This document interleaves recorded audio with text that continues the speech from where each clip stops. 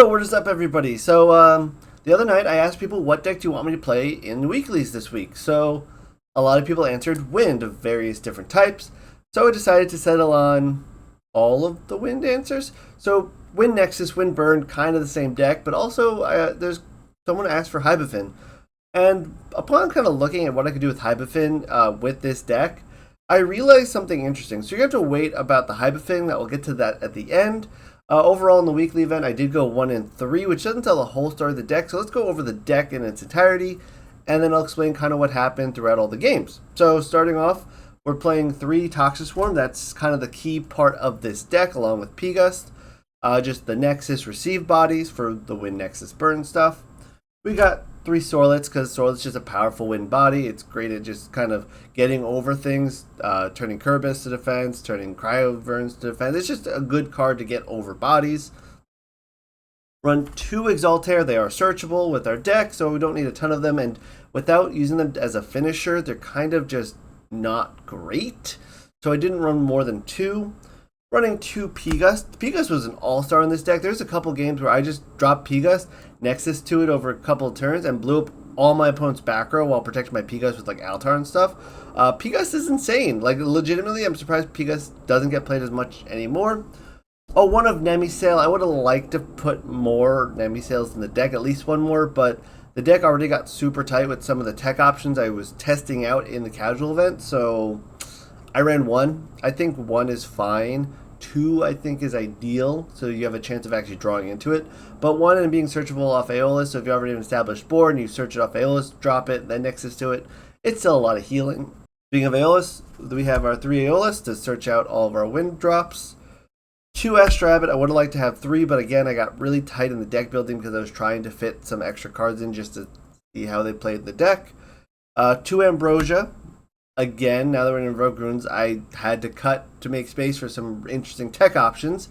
One of those tech options was I was trying to Circle the Sky out. I figured Circle the Sky with multiple receivers, kind of like how Astrabbit worked in the Elestriad, where you kind of used it for card advantage engine. I was wondering how Circle the Sky would feel with P-Gust, where you could basically turn Circle the Sky into a 1-cost destruction of a rune, as well as draw basically a card, so it's free on cards in hand, but only a 1-cost rune destruction. And Circle the Sky actually was pretty crazy with P-Gust and with Findust as well. Like, actually, Circle Sky went pretty strong in this build. That being said, the build is definitely not optimal, but it was interesting. 3 Earthquake, because we need hard removal. We're playing a Nexus deck, so Royal isn't always online, so we're playing Earthquake instead. And then for counter runes, we got 3 Altar, pretty straightforward Nexus deck. 3 PTA, because this deck really needs to remove bodies off board. Like, Shield is alright, but giving them their Elestrals over and over again, when all of our Elestrals have so low attack except for Sorlet, really need to remove things, so 3 PTA I think is more relevant than 3 Shields. 3 Gorgons, obviously it's in every deck. 2 Tsunamis, because there's a lot of water going around. I didn't want to max out on 3 with Chronodials and Kerbis and stuff everywhere. And that was actually the right choice. Tsunami was a dead card against many matchups I played yesterday, so yeah. 1 Shield of Achilles, as I mentioned, with Poison Tipped Arrow. Shield of Achilles isn't that great when we're trying to remove things off board. I think there's a world where you cut the Tsunamis and put shields in, because Tsunami in this meta seems to be a lot less viable if you're not playing water, because there's a lot more water decks floating around. And then this is where the stuff gets interesting.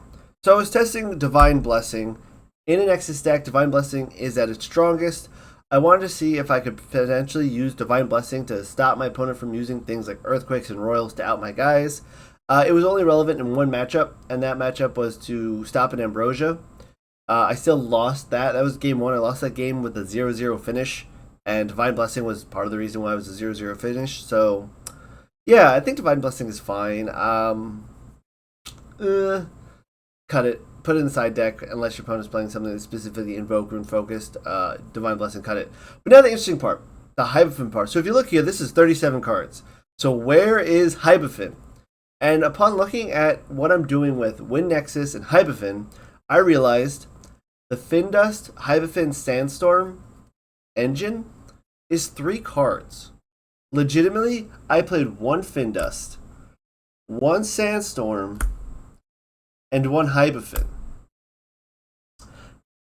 And that was actually extremely relevant in a lot of cases. So there was literally two of my matches of the four yesterday where ascending over P-Gust or Toxic Swarm into Findust, disenchanting it for Sandstorm, casting Sandstorm, bounce an opponent's Elestral, got me to Hiboofin, which then allowed me to attack over something.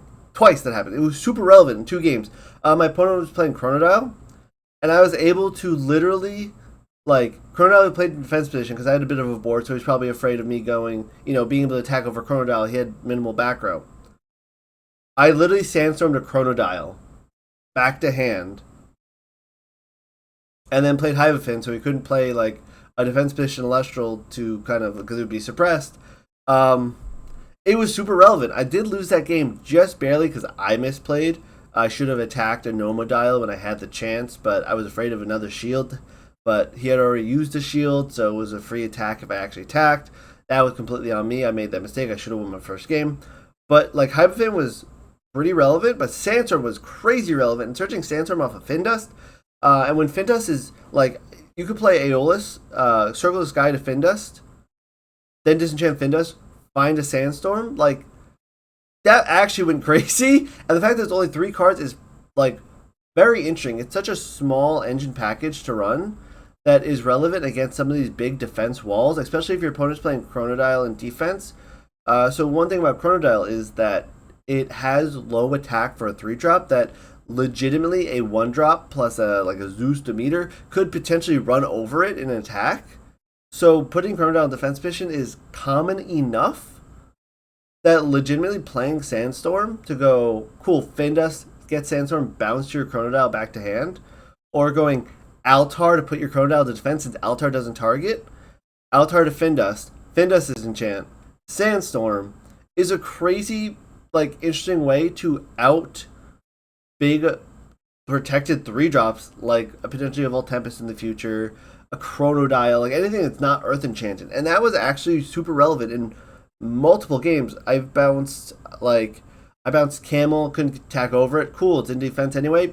Sandstorm it back to hand. Like, super relevant at like what Sandstorm was doing in my game. So I think it's a little overlooked and something to be interested and look at. But yeah, this is generally a rudimentary Wind Nexus Burnish deck that I really wanted to play to tech a bunch of cards to see what would happen in the matches. It's definitely not ideal, but if you look around, you'll find some other Wind Burn decks for sure. But this is kind of a good, interesting test of a deck that I had a lot of fun with. There's a lot of really funky, interesting, unique interactions that I was able to pull off with this deck.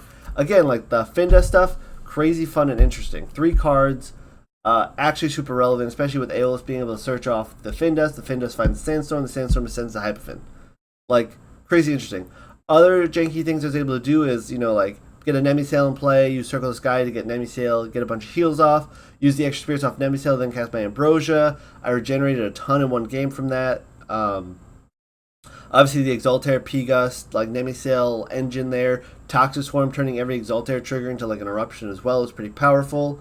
The biggest cons of the deck is you're playing Aeolus, which is expensive, and it makes Aeolus pretty vulnerable to spirits. So, at your own risk. But the deck is interesting. This definitely isn't a great version of the deck, but it was a very fun version of the deck. Going forward, I might actually keep the Hiboofin engine because this was super fun and interesting in a lot of games. Or if not in the main deck, this is a great side deck option if you're already running some Earth Spirits. You do need to make sure you're running at least 4 Earth Spirits so you have enough Earth Spirits to Earthquake, Sandstorm, and cast Hiboofin. So that's relevant, but this is a 3-card side deck piece against some of these like big defensive untargetable walls. Actually relevant. Otherwise, I'd cut the Divine Blessing. I might cut Tsunami actually to put Tsunami in the side deck in favor of Shield of Achilles. Maybe cut a circle for a rabbit and go 1 Circle the Sky, but Circle the Sky was actually pretty niche and interesting. There's also a world where you cut like 1 PTA for a rabbit, but definitely want to get to 3rd rabbit. Other than that, the deck functions pretty well. I enjoyed playing with it. And even though I went 1-3 in last night's event, all my games except for my very last game went down to 0 finishes or 0-1 finishes. So it really kind of kept up tempo. And there's like one game, my game 2, my game 3, my P-Gust blew up like 4 back row. legitimately, I was able to Nexus and enchant Piga so many times against my opponent's deck that they had no back row for the majority of the game.